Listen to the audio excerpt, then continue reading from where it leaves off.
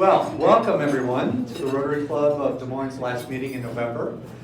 I'm President Matt Busick, and I'd like to begin by welcoming guests.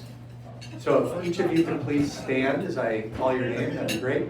Christy Gooding is who we'd like to welcome first. Hi, Christy.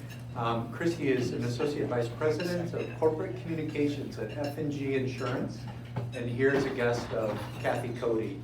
Welcome. Deb Wiley is here as a guest of John and John's spouse. So welcome, Deb. Carol Preem is here. Carol is the aunt of our keynote speaker. There we go. There's Carol. Welcome, Carol. Thank you. And then a very special guest of Scott Bennett.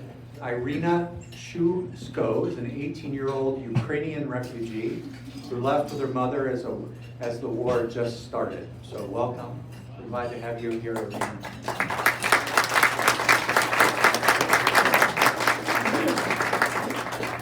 And finally, John Davidson, who is recently retired from Nexus, spent time at Principal Financial Group, also a guest of Scott Bennett, but John and his wife are hosting Irina and her mother, so thank you, John, for that.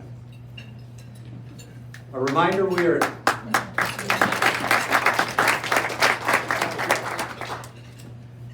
that we are still looking for volunteers to ring the bells for the Salvation Army at the Fleur Drive Hy-Vee. That will take place on both December 10 and December 14. You can please sign up either online, there's a paper sign up near the name badges. Thank you to Al Gross and Sue Woody for coordinating this effort. Now, where in the world is Matt? If all of you could take a look, my understanding is that I took a train ride with Bruce Kelly to Naperville. Thanks Bruce, that was a lot of fun. And then Greg Edwards of Catch Des Moines asked where I could go across Des Moines. So I look pretty good there, catching Des Moines. And I also understand that past President Doug Saltzgaber is somewhere in Africa with me right now. So this has been a lot of fun. I hope that everybody knows that you can check out a picture of me with Kitty and take me wherever you're going. We would really like to see where you've been. Also, thanks to Michael Woolnerman for his $50 contribution to the Des Moines, the Rotary Club of Des Moines Foundation. If you take a look at the table flyers, you'll see that Michael is offering to pay for a flu shot. So if you haven't had your flu shot yet, this is a great opportunity to get it done at Michael's expense, which is kind of fun. So that's together with Medicap Pharmacy. Okay, so what I would like to do now as our moment of inspiration is just recognizing that Thanksgiving is right upon us. I'd like to share my gratitude for all of you for being members of the Rotary Club of Des Moines and for being members of Rotary. Right now and in this moment, if we could all just give thanks to Rotary, let's be thankful for how Rotary helps create positive change around this community and around the world. Okay, so if all of you could please stand, I'll lead you in the Pledge of Allegiance and our four-way test. Matt, great for your leadership. Oh, thank you, Bob. Thank you. I pledge allegiance to the flag of the United States of America and to the republic for which it stands, one nation, under God, indivisible, with liberty and justice for all. And now the four-way test. Is it truth? Is it fair to all concerned? Will it build goodwill and better friendships? Will it be beneficial to all concerned? Great. If you could take a minute and just greet those around you.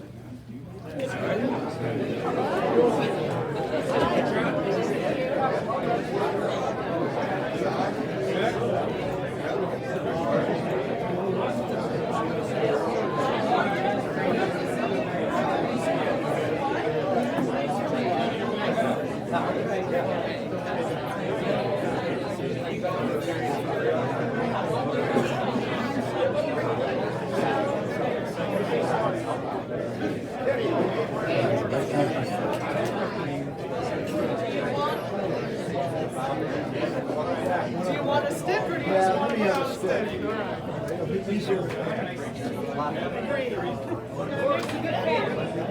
John?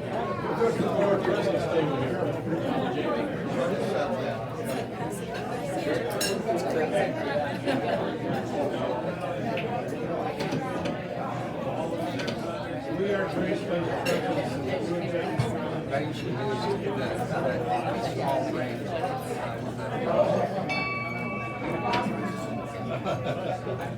Back to the business of the day. God for 4 months. My name is John Schmidt, and it's my honor to introduce our guest speaker today, Dr. Tamara Olson Babendam. I've known Tamara for many years. She grew up in eastern Iowa. She is a graduate of Luther College and a graduate of the University of Iowa College of Medicine. She's spent the last 8.5 years prior to retirement at the National Institutes for Diabetes and Digestive and Kidney Diseases. She focused on women's urological health, and her emphasis was on reducing the impact of bladder problems on the lives of women. Dr. Babendam.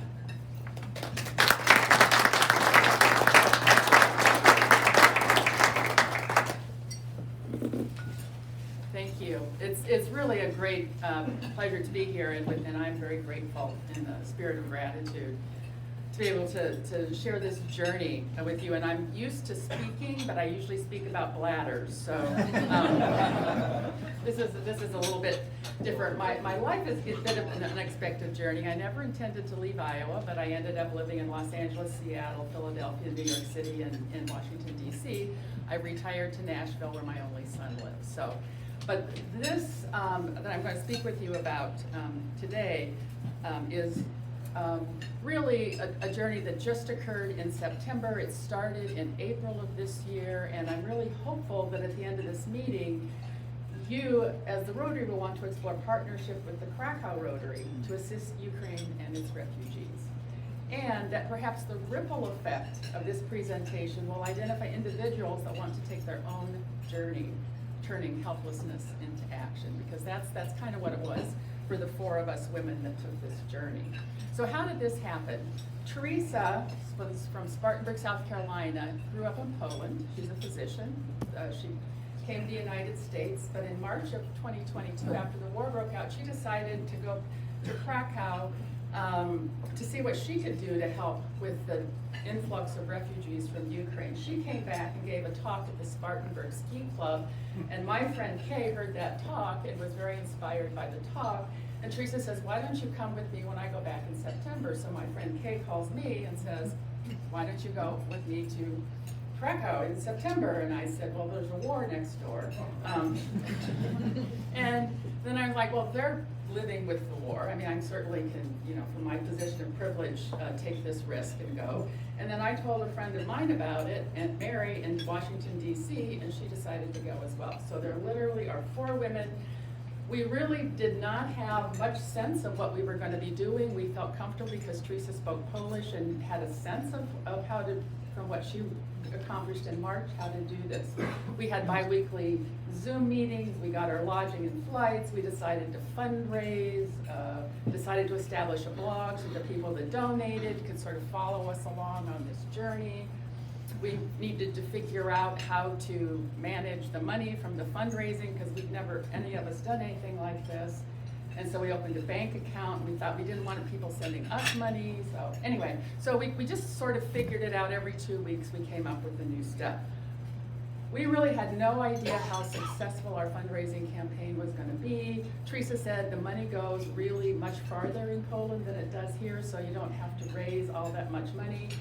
These were our 2 logos that a friend of a friend's son, who's a graphic artist, came up with. And our logo, we became 4 women for Ukraine refugee support. We just kept it simple. And those were the logos that he came up with that we really, really liked. So that's our identity. Again, 4 random women decided to try to make a difference, and off we went. So Teresa went a few days earlier than the other 3 of us went. And we had our t-shirts, and I think in retrospect, it was a nice thing. It kind of gave us an identity as we were walking around, and the Ukrainian people started recognizing us and our support. Kay and I decided, since we couldn't speak the language, we would color our hair like the Ukrainian flag and hope that would be a symbol when we couldn't really verbalize what we were to talk with them. So that's permanent, but it didn't last long enough. I really liked the color, but it really didn't last very long. So the four of us met up for the first time in the Krakow airport. And I just thought I'd show you a map here, just to kind of get a sense, because people, you know, as we were approaching this, were like, are you sure you're gonna be safe? Well, Krakow is here, Kyiv is here, and then most of the action is over in this part. So by the time September has come around, there really was no real sense in Krakow of being unsafe in any way. It really was not, it was very comfortable. So this is us outside of our Airbnb that we got. We took our Ukrainian flag to help keep us in the spirit, which wasn't very difficult. I wanted to just share this. Krakow's a beautiful city, and I'll show you some more. But this is Old Town of Krakow here, and this is a park that runs all the way around the rim. This is the castle on a hill overlooking the river. We were staying right over. You should speak. Oh, I'm sorry. We were staying kind of right over here, which was very close, and the refugee center that we worked with mostly was right over here. The Jewish Community Center food bank was right down here. So it was a very compact area that we were able to walk around and really do all of the work that we were able to do there. So these are just some images of Old Town and the park around it. One of the first things I found fascinating was there was no litter. There is literally no litter in Krakow. These are the trash things, and they had nothing in them. They don't walk around and eat in Krakow, and that creates a lot of the litter. And they don't have homelessness. Kay actually had one of her donors gave her money to distribute specifically to homeless people. And this was one gentleman that we found, but there was just very, very few. So there's just some stark differences in this city that was so different from being in a city in this country. No litter and no homelessness for the most part. More images of Old Town. We did our best to support the Polish economy while we were there with shopping, which was not at all hard to do. We used red amber, my earrings here. Really very beautiful. This is inside. This is St. Mary's Basilica here, and this is the altar, this is carved wood that's painted. It's fabulous. This is 4 panels. When they're opened, it reveals this. There's just so much incredible beauty in the city of Krakow. I would highly recommend it. The Cat Cafe, I wanted to just show this. This is actually served dessert with the cats. But this is the Cat Cafe collected pet supplies at the beginning of the war because when people came across the border, they had to leave their pets behind. So there is all kinds of pet refugees, and they needed supplies. So the Cat Cafe was the place in Krakow who gathered donations and took them to the border. And we did buy them some supplies as well, but there was much less need of the supplies of the pets at that particular time. This is that we were getting started, getting our money changed. Gift cards were one of the things that we could do to give to the refugees so that they could buy things. And then this was our shopping for the pet supplies here on one of the days. This is kind of how we got started. When Teresa was there the few days before the rest of us got there, she happened on to the Jewish Community Center food bank. There was really no central way of organizing all of these efforts that were out there trying to support the refugees in Krakow. But really, this was the courtyard. This was a line of the refugees waiting to get food at the food bank. And so we would go, we were there probably every other day, sometimes every day, packing food. I got very good at getting 15 tea bags in a very small little package here. But it was basically taking bulk cereal, rice, lentils, all kinds of goods and putting them into 2 or 3 cup-sized things to put into the food bank. And the refugees were allowed to come once a week to get their food. They were from this particular food bank, and their papers were checked. They also had some clothes and some other supplies as well, but it was primarily food. So this center was every day you could go in and volunteer and help pack the food. This was one of the other days that we were there. This is Lexi from Spain. She was one of the women that had been there for a month when we got there. She volunteered pretty much every day. This gentleman is from Brooklyn. He was there. And then this is Katerina. She's actually a Ukrainian refugee that was safely housed in Krakow, and she was volunteering at the food bank to help provide food for her countrymen. It wasn't all hard work. This was, they tended to play US music while we were packing food, and this is Victor from Ukraine dancing to YMCA. Okay. There was much joy amongst the suffering as well. And so this was another Ukrainian, this was a soup kitchen that started the very day that the refugees started arriving. Women in their homes and their restaurants just started making soup and bringing them down to the big plaza outside the train station where refugees were arriving. And so that's, and that's still just as what's happening. Restaurants and women in their home are making soup and bringing it in to the soup kitchen here. And now they also have other supplies besides soup in their food kitchen. And this is Ratna, who's the woman, and Paulina here, who started this effort, and it's been ongoing now since the end of February. And so now I'm just gonna get into our work with the refugee centers. I don't know, we didn't really know what we were gonna be doing. We just knew they had these Krakow-sponsored centers. And we knew that we couldn't give them money directly. They could accept gift cards and we could buy things for the refugees, but we couldn't give the city-run centers physical money. So our fundraising, and we were very successful and raised about $40,000, which was shocking to all of us and put a lot of pressure on us to try to be good stewards of that money. But Kasia and Natalia, the two women on the left here, were the women who were running these refugee centers, and they were the most fabulous, dedicated individuals. And Kasia spoke both Polish and Ukrainian and is fluent in both, so she's probably why she was tapped to do this. And then the centers were, and we gave them each t-shirts, which they were wearing here. But they were just fabulous in what they did. And this was, outside the centers. You'll see a lot of artwork from what the kids did from these centers. We were trying not to take pictures of the refugees for privacy, but these two little boys were very much wanted to get their pictures taken, so they jumped in the picture for us.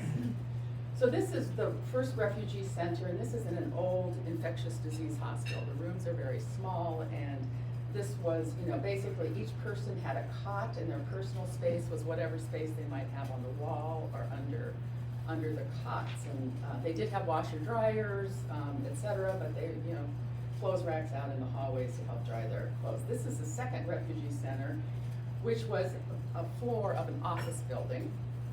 This was the entryway, and you see a lot of red and white, which is the Polish colors, and the blue and yellow, which are the Ukrainian colors, all kind of mixed up.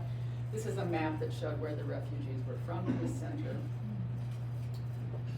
And this is an open floor plan type of housing arrangement, and so these were, again, the cots and their personal space that they had, and they didn't know each other coming into this space, but they grew communities and looked after each other, children, if they were able to go out and get work.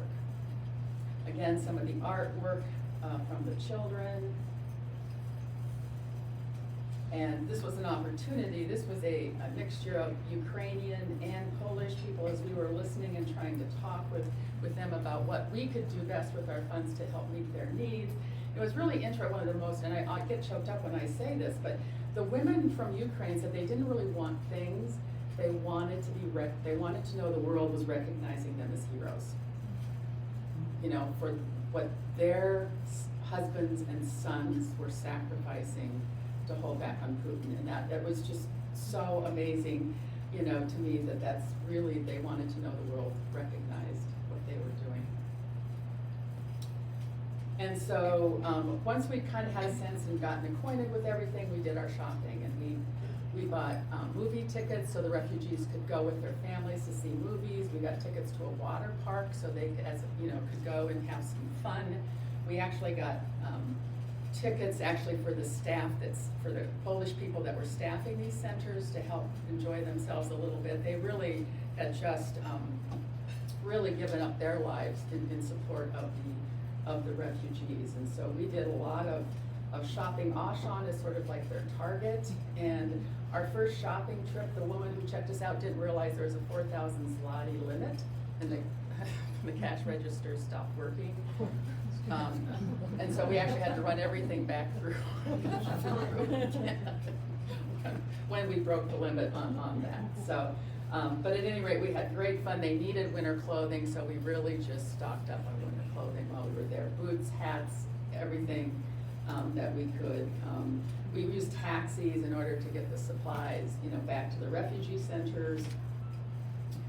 And some of the things that the women said they wanted were kind of like sweaters and more prettier things that we really couldn't find at Auchan. And so we found the open air market right across from where we lived, had the kind of things they were talking about. And this was really special because this was a woman and a man from Ukraine who saw Kay and I walking through with our blue and yellow hair, and they came out and wanted to get a picture with us. So it's like, yes! That's why we did this. So that was really fun. We did a lot of IKEA gift cards, and if you tried to do this, it took a while to go with the Polish language to figure out all the buttons to push. But when people were transitioning from living in the centers into their own apartment, the government actually supplied free housing for 6 months as well as food for 6 months, but they had to furnish their homes. And so the IKEA gift cards were the way that we could help the people who were making that transition out into the homes. As we were brainstorming, well, what about glasses, what about hair, what about all of these sorts of things, it was amazing. All medical care, dental care, everything was covered by the Polish government for the Ukrainian refugees. But it was through gift cards that because there's so much we couldn't personalize to get for people. So the gift cards were how they could go to get eyeglasses and different things. But then the IKEA cards were to get their home supplied. And so while we didn't take these were pictures they sent to us, the fashion shows of the refugees trying on their new clothes, getting their movie receipts. The little girl up here, they really have spirit. This gentleman here showing off their new clothes. This is a 91-year-old woman from Ukraine who really loved her warm slippers that she had. These are twins. This is Natalia, who is from Ukraine. She learned enough Polish, so she was now working to help in the Ukraine centers, kind of acting as a go-between in terms of helping the communication between the Ukrainians and the Polish people. So this is how we got to the Rotary. So Teresa is a ballroom dancer. Her partner that she danced with was from Ukraine. I don't know what his name was, but his niece Elena was taught at Kyiv, the University of Kyiv, and now Teresa has sponsored Elena, is now living in the United States like Irina is. Okay, Teresa is sponsoring Elena and her daughter Sophie. But Elena was working with Conrad at the university on a research project about the flow of refugees out of Ukraine. So anyway, we went to visit with Conrad at the University of Krakow to kind of learn about this. And one of the research associates of Conrad is Jan, who's a part of the Krakow Rotary. So we're talking about all of this and what we've learned in terms of the things we've learned while there. And he was saying, well, we've done X and Y and Z, and you guys should really come to our meeting next Wednesday. He said he was out of town that Wednesday, but he connected us, and so we were able to go to the Rotary meeting at this beautiful old-fashioned Polish restaurant that was called White Rose, and it's a little hard to appreciate, but you can see White Roses painted on the wall there. And this is actually, I think her name was also Katerina, but she's from Ukraine and was in the Rotary in Ukraine, and so she was also at the dinner. This gentleman here spoke English, Ukrainian and Polish, so he was very busy going back and forth. But they had prepared this Word document of all of their activities for us that was in English, so we had been able to read that, and I think I shared that with someone when I'm happy to share it with anyone else. But this kind of summarizes, was at the top of their document. We're fighting with you, fighting, Ukraine, and as the refugees came in, they housed them personally, they supported a refugee center, they helped other organizations who were saying, we want to get computers in, so they were able to figure out on-the-ground logistics to really help do a lot of things to help the Ukrainians. They bought and delivered 1 ambulance and helped other countries deliver 2 ambulances in. They were understandably incredibly proud of all of what they were doing, and we were sitting there going, well, there's a lot of, I don't know anyone in Rotaries in the United States, but there's a lot of Rotaries in the United States. Maybe we can do something to help connect, because you definitely know anything that goes on through them is getting to the right, it's gonna accomplish the need that you want. So anyway, it was an amazing evening, and this was kind of saying goodbye as we left at the end of our 2 weeks. It was really a very bitter, this is Vera. We gave her a shirt and not realizing she actually went back to Kyiv the very next week. So we now have a shirt in Ukraine itself. This is a young artist. You'll see her pictures again here, but this is her mother. This is the little sassy little girl. We took hair extensions for the going away party and kind of had a little bit of fun there with them. And now, so these are, I want to show, these are the pictures that they gave us at our going away party that they had drawn. So, thanking the United States. This was a younger child with like underwear here. We thought this was just precious. Things. This gets this was very interesting. The United States sort of supporting and perhaps sheltering the Ukrainian child. Mom, I see war. This started to get from older children. This actually set, the words here, well, you could probably do the translation. Yes, I can. I'm sorry, I didn't. Yeah, it was, but what, it was translated to. Oh, we're fighting for our freedom. And we will not give up kind of thing. Yeah. It was very powerful statement here. And then this, again, showing victory, the Ukrainian tractor. Yeah. Yeah. And this was the most moving picture that, for me, is showing the hand over, the mouth and the stop the war. And we did our best, as I said, to support the local economy. Fabulous food. It's just the most fabulous city. I don't know if part of it, they're 30 years post-communism. And that's a real, short period of time, and there was such a sense of sort of shared responsibility. It was, I really would encourage anyone to go visit. Spartanburg ran on the front page of their paper, ran a little story about us when we got back to try to raise awareness. It was we were all from Spartanburg for the purposes of the paper. Trying to tell our story was a little complicated, but we were okay with that. And then now, this is with the new influx of refugees because of the lack of, they were able to survive without good infrastructure in the summer, but now that there's no heat, they're preparing for really an influx. And these are the centered, now there's 3 rows of cots where there used to be 2, and 3 beds in a room where there used to be 2, and so trying to get prepared for that. So there still is huge ongoing need there right now. And when we got back, we were able to wire the Rotary $5,000 of funds we had left, and they just sent this week that they provided a generator for an orphanage inside Ukraine, so that they were able to get. And this is such a sweet picture of these little children.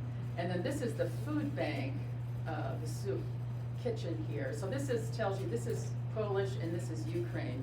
So the languages are very different, which is one of the biggest challenges. Okay, yeah, so, one of the biggest challenges, I don't really have an ending for this because I just wanted to talk, because this was really just the most, amazing journey for the four of us to take, and really, I think we provided really, we got more back than we gave. Oh, I'm sorry, we got more back than we gave, for sure. But there's such a huge need, and the Rotary Club, this club was all men. They were trying to get women to join them, but they hadn't been successful yet. And they really wanted women to join them, but they're just such great human beings, which I'm sure all of you are as well, that we're really just going to great lengths. There's one of the guys said, they share a border. They've been, over the past, 1,000 years, they've been friends more than enemies. So there was really a shared, they really recognized that they were being, that the Ukrainians were saving them. And there was a shared sense of responsibility and really trying to do the support. But I was just so impressed with how the Polish government was stepping up to the plate. I mean, this wasn't in their budget to have an influx of millions of refugees. And you're kind of like, well, why are they still in these city-run centers? Well, they don't speak the language. A lot of, you might want to go home. You don't know how long you need to be there. And so it's just, trying to figure out how to support them and be there. It's a challenge. The Krakow city government is starting an orphanage specifically for the Ukrainian refugees, because they do have 18 children, or they did have 18 children whose both parents had been lost and didn't have any other family. So that's something else that we've reserved some funds to donate to as soon as it's open. So I'm happy to answer any questions, and I am just delighted that Irina's here. Her story is another its story. So questions, and I'm sure Irina would answer any questions as well. Irina, how long have you been in the United States? Since June, since this summer, yeah. Do you want to come up here Get her so the they can hear you? microphone. Yeah, that would be great if you want to just, because it's really, it's a very typical, story. I guess I would say it's a typical story of someone who had the wherewithal to get out of the country. Okay. I would Be be right more here. comfortable. Sure, absolutely. Yes, we came to United States 6th of June. Before that, we spent 3 months in different countries, in Moldova, Romania, Turkey, and we didn't want to go too far away from our home. All these countries is like 1 hour away, flight on the airplane from our city. And to go to Poland people and Poland government support Ukrainians so well, and they even paid money for Ukrainians. But for us and for our family, it was too far away to get to Poland, and there was no gasoline at the gas stations, and it was too far away, like about 12 hours away on the car, and we had only gasoline for, 1 hour. And so that's why we decided to go to Moldova. It's the closest border to our city, and that was our way. And after 3 months abroad, we were about out of money. And in Moldova, Romania, or Turkey, it's not really possible to earn any money at all, because these countries are poor also as ours. And there was a program for Ukrainian refugees that your President Biden launched, and we decided to try and be useful for our country here, and we got our work permits recently, and we got a job immediately. So yeah, now we're working at a hotel. Me and my mother, I work at the front desk, and my mom's housekeeper. So yeah, that's our story.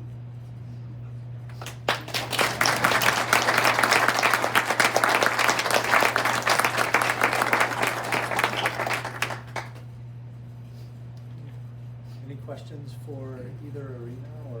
Did you have a sense of the inflow of refugees while you were there? I guess, from here, it just seemed like there must be a massive inflow all the time of refugees. Well, I think when I'm sorry. I think when we were there in September, there was kind of not much influx at that time. There was, February and March were kind of huge influx, and then it kind of settled out, and the population in Poland gradually, I don't know how many places. The city actually paid people to take them, for taking them into their homes in across Poland, because there just was no way. I mean, I think it was 3 million total across Poland as far as refugees. And then with time, if people had family in other countries, then they could, get different places. And then, so I think there was kind of gotten down to, I mean, the city had like 6 centers that they were housing at the beginning, and they were down to 2 when we were there. But within a month of us, October is when it started getting cold, and that's, when it's starting. So now it's going to have an influx again now across the winter months. Yes, But yeah, I mean, tell your father. yeah, it looks like by this winter it will be second wave of refugees, because there is no heating at all, no electricity, no water. People can't even charge their phones. So people, Poland and Germany and other countries are expect second wave of Ukrainian refugees now. Yes. Do you still have family in Ukraine? And what's Yeah. happening to them? Repeat the Yeah, the question was does she still have family in Ukraine? Yes, I do have all of my family still in Ukraine.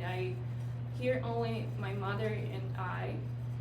So there is still my father, my cousins, and they also have families and kids. So yeah, I have family in there. Yes. This is really a question more for Kitty or for Matt, so,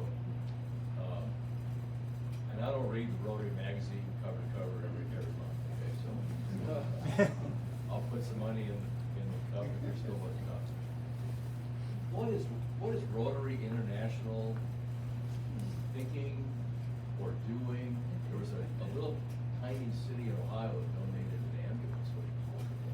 What's RI, what are you hearing, reading about what our international network is doing or thinking?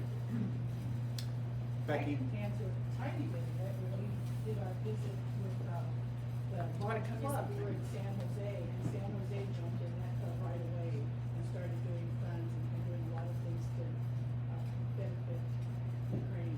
And I don't want to say the dollar amount, because I'm sure I'll not get it right, but it was substantial that they did it. Even when we arrived, the host had Ukraine colored scarves and got Ukraine Rotary and Ukraine flag and Rotary. So there's things happening all across the United States and the world.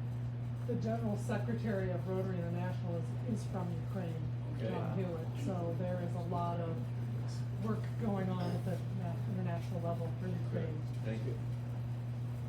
And also the Rotary International website is a great resource for finding out what Rotary is doing writ large for Ukraine.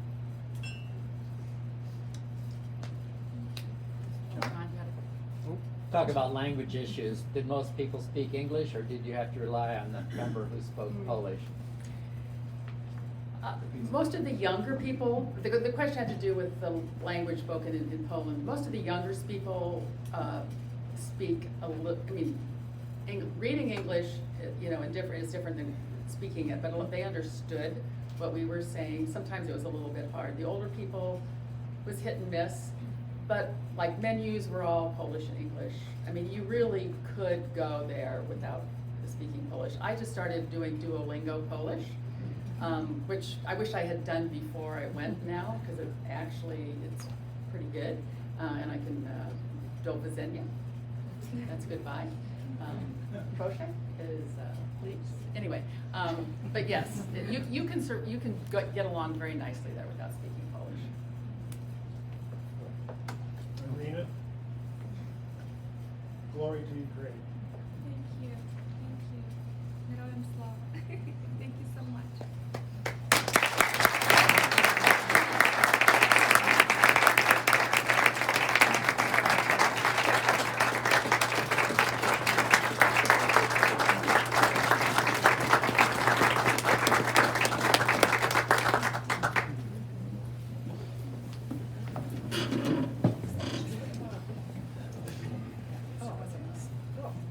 Thank you, Tamara. Thank you, Irina. Boy, I don't know about the rest of you, but it's awfully difficult to come up with words to say thank you adequately. Somehow, you stepped out of your busy life and you did something, which is sort of a testament to human spirit and really what Rotary is all about. So thank you for being here and sharing your story, and thank you for what you've done. Your courage is really quite something, and so thank you for being here today and sharing your story. I know everyone here is going to be thinking about the work that you're doing here with your mom, and hopefully your family remains safe. In honor of your time with us today, Tamara, we will be donating a book in your honor to the Des Moines Public Library. We have a program each year that's a function of our Rotary Club's foundation. We give away $40,000 a year to through our community grant program, and several years ago we gave away $40,000 to the Des Moines Public Library so they could buy this van. And so this van moves around town and brings the library closer to folks who can't get there themselves. So thank you for that, and just know you'll have a book in that collection. Okay, as we transition to next week, I want to remind you that it's Thanksgiving, and we will not be meeting next Thursday. So I hope that all of you have something planned to celebrate, something to thank those around you for the lives we lead, and be grateful. On December 1st, we'll have Jim Hayes here, who's Executive Director of Mind and Spirit Counseling Center, which is formerly the Des Moines Pastoral Counseling Center. And on the 8th is our annual meeting, and it's also the date that we announce this year's grant. So I hope that you can make it. Thank you for being with us today and for being part of the Rotary Club of Des Moines in this season of Thanksgiving. I hope that next week brings you much joy, and I look forward to seeing you here in 2 weeks, MSC Club. We are adjourned.